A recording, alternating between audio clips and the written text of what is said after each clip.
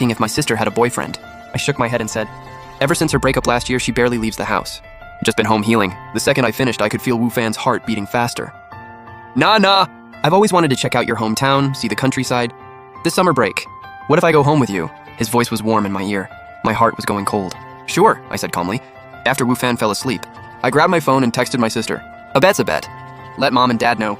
I found your guy. A week later, I finished my last exam. School let out. Wu Fan and I hopped on the bus back to my village. The driver dropped us off at the village entrance. We walked the rest of the way in.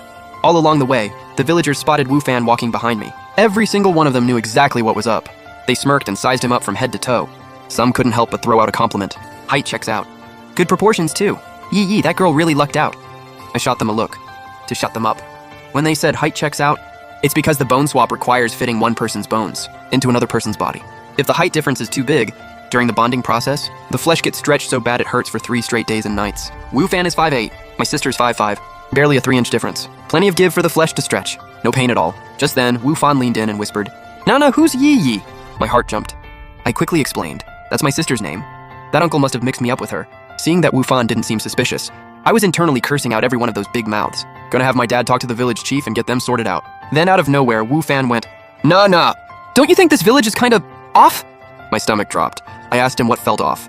Wu Fan said, besides the way everyone looks at me, it's hard to explain. There was that house we just passed. 3 people standing out front. They looked like a family, but also kind of didn't. The house we'd passed was Li Xiang's family. I frowned. How so? Wu Fan said. Like, they look similar enough. Like a family. But that daughter looks like she's gotta be 5'7". And her dad looks no taller than 5'3". Her mom's even shorter. Barely 5 feet, I'd say. My stomach sank. Wu Fan was dead on about Li Xiang's family. Li Xiang used to be only 5'1". She'd been struggling to find a donor. Right up until the last day, when they pulled in. A stranger who died in a car crash on a nearby road. But that guy was 5'7". On the day of the swap, Li Xiang screamed like she was being torn apart. Her cries in the night, half the village could hear them.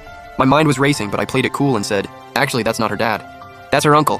Her real dad was tall, just passed away too young. Her uncle never married, always looked after the 2 of them, and eventually became the man of the house. Oh, okay. Wu Fan had this total gossip-hungry look on his face. We finally made it home. My dad wasn't back yet. Just my sister and my mom. My mom warmly welcomed Wu Fan inside. My sister came out to say hi. She had on an oversized tee and shorts, showing off her long, toned legs. Wu Fan couldn't take his eyes off her. My mom told us to hang out and headed straight to the kitchen to start dinner. Wu Fan was completely fixated on my sister. Totally forgot I existed. He talked her ear off and my sister kept right up with him. Every now and then, one of his jokes would crack her up.